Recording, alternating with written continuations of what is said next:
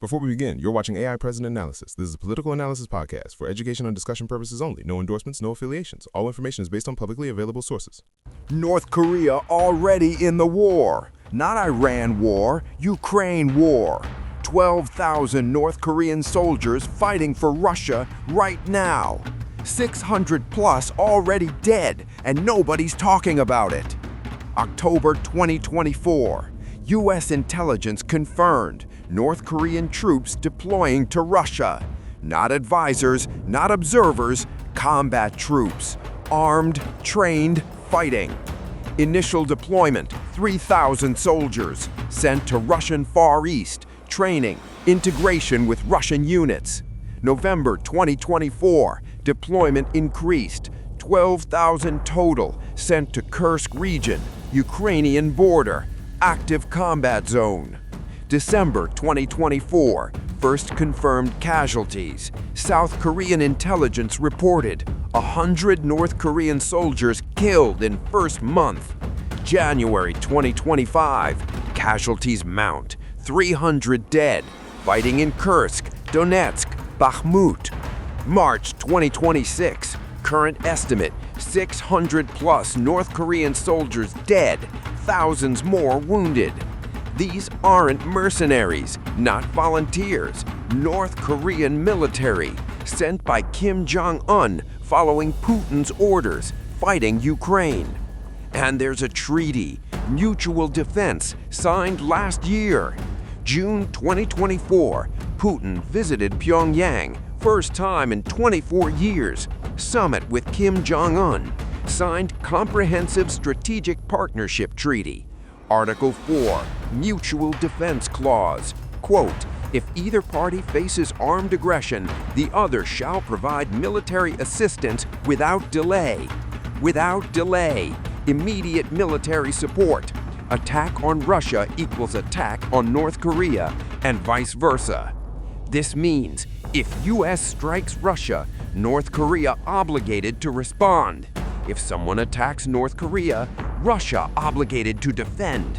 Mutual defense, like NATO Article 5, except between dictatorships. Subscribe if you want coverage on World War III expansion. North Korea already in. More countries joining. This is spiraling. Subscribe.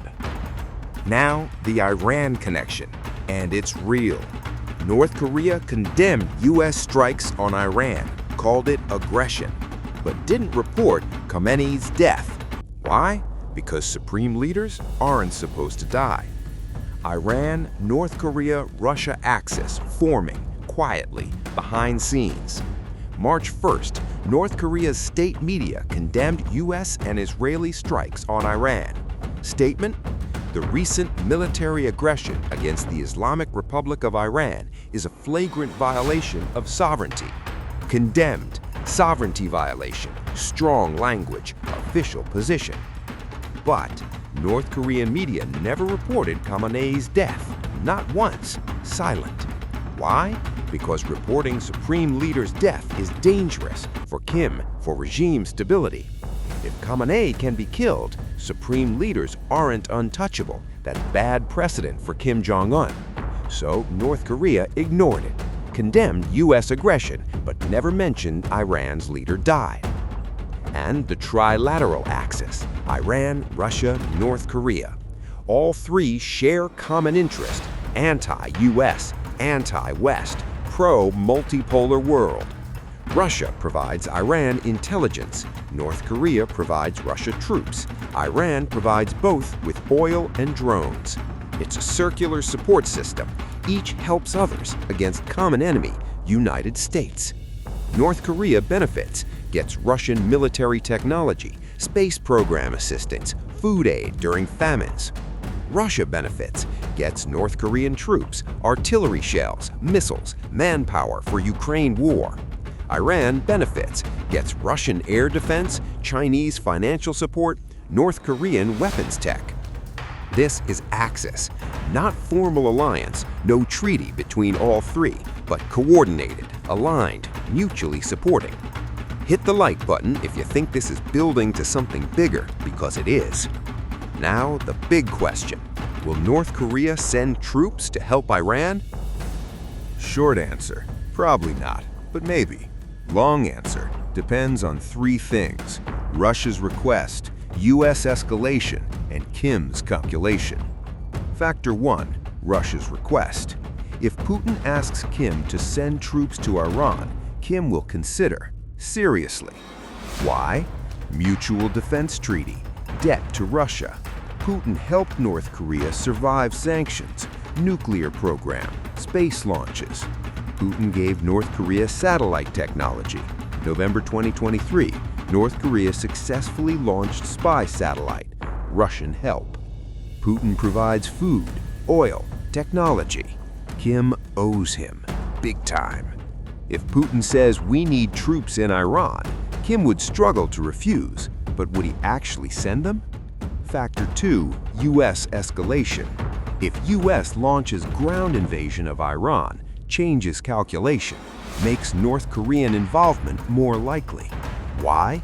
Because ground war in Iran threatens Russia-Iran alliance, threatens multipolar order. Kim cares about that. If Iran falls, Russia weakened, China isolated, North Korea more vulnerable, US emboldened. Better to help Iran now prevent collapse than face stronger US later. But if war stays airstrikes only, limited engagement, no ground invasion, Kim probably stays out. Too risky, no clear benefit. Factor 3, Kim's personal calculation. What does North Korea gain from fighting in Iran? Not much, directly. Gains Russian favor, yes, but already sending troops to Ukraine, already helping. Gains combat experience, maybe, but Iranian terrain different, less useful for Korean Peninsula defense. What does North Korea risk? A lot. US could strike North Korea directly in retaliation, destroy nuclear facilities, decapitate regime. China might oppose. China doesn't want North Korean troops in the Middle East. Too far, too risky, too provocative. Domestic stability. Kim sending thousands more soldiers abroad while people starve could trigger unrest. So calculation is small gain, big risk. Probably not worth it unless Russia really needs help or US really escalates. My assessment? 20% chance North Korean troops go to Iran. If ground invasion happens, 40%. If war stays air campaign only, 5% chance. Comment what you think. Will Kim send troops to Iran? Yes or no? I want predictions. Comment. But here's what North Korea is definitely doing. Nukes. Iran got bombed because it didn't have nukes yet. Kim sees this, learns lesson, doubles down on nuclear weapons. Never give them up, never negotiate them away. Only thing keeping him alive. Look at the pattern. 3 countries, 3 different outcomes. Libya. Gaddafi gave up nukes. 2003. Dismantled program. Normalized relations with West. 2011. NATO bombed Libya. Rebels overthrew Gaddafi. Killed him. Sodomized with bayonet. Dead in ditch. Ukraine. Have nukes. 1994. Budapest Memorandum. Gave them to Russia in exchange for security guarantees. 2014, Russia invaded, annexed Crimea. 2022, full invasion, no security guarantee honored, Ukraine defenseless. North Korea kept nukes, developed more, now has 50+ warheads, ICBMs, can hit US mainland. Nobody invades, nobody bombs, nobody tries regime change, because nukes. Now Iran was developing nukes, didn't have them yet, got bombed, leader killed, cities destroyed. Kim Jong Un sees this. Lesson is clear. Nukes equals survival. No nukes equals dead. So what's North Korea doing right now? January 2026, North Korea tested new solid fuel ICBM, Hwasong 18, can reach anywhere in United States. February 2026, tested tactical nuclear weapon, small yield, battlefield use, not city buster, precision strike. March 2026, Kim visited nuclear facility. State media showed. Ordered production increase, more plutonium, more warheads. North Korea accelerating, not slowing down. Iran war proves nukes necessary. Kim doubling down. And Trump can't stop it. Can't bomb North Korea. Too risky. Seoul 35 miles from the border. 10 million people. North Korean artillery would level it. Can't invade. North Korea has nukes, might use them. Millions dead. So Trump stuck, watching Kim build more nukes while fighting Iran for trying to build nukes. Irony. Final question. What happens next month? North Korea already in WW3, just not Iran theater, yet. 12,000 troops in Ukraine, 600 dead, more coming. If US invades Iran, Kim might send more, might not, depends on Putin. Next 30 days, here's what happens. Week 1, March 7th to 13th. North Korea sends additional 3,000 troops to Russia, not Iran, Ukraine, replacing casualties, rotating units. Total reaches 15,000 North Korean soldiers in Russian territory, fighting actively. Week 2, March 14th to 20. Kim makes statement, condemns U.S. imperialism, pledges unwavering support for friends, means Russia and Iran. Doesn't specify military support, leaves it ambiguous, keeps options open. Week 3, March 21st to 27th. If Trump orders ground invasion of Iran, Putin calls Kim, asks for troops. Kim considers. Announces sending military observers to Iran, not combat troops, observers, testing waters. 500 North Korean military personnel, advisors, engineers, medics, not fighters, yet. Week 4, March 28th to April 3rd. If ground war intensifies, Kim escalates, sends 2,000 combat troops, special forces, mountain warfare specialists, deployed to northern Iran near Azerbaijan border, defensive positions, not offensive operations. If ground war doesn't happen, Kim doesn't send combat troops, keeps observers only, claims victory anyway. Most likely scenario, Kim stays cautious, sends more troops to Ukraine. Yes, already committed there. Sunk cost, might as well double down. Sends combat troops to Iran. Unlikely unless Putin really pressures or Trump really invades. Neither guaranteed. What Kim definitely does, accelerates nuclear program, tests more missiles, builds more warheads. Iran war taught him a lesson. Only nukes guarantee survival.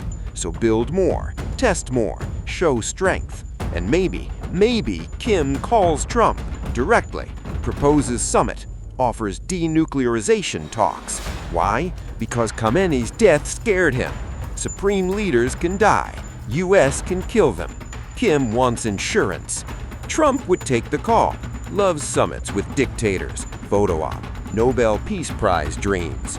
They meet Singapore style. Shake hands, smile, promise peace. Nothing happens. North Korea keeps nukes. Trump claims victory. Cycle repeats. Same as 2018. Same as 2019. Same playbook. North Korea in WW3. 12,000 troops deployed. 600 dead. Mutual defense treaty with Russia. Axis with Iran. Nuclear acceleration. This is multipolar world war. Every dictatorship helping each other against us. And Kim learned the lesson. Nukes equal survival.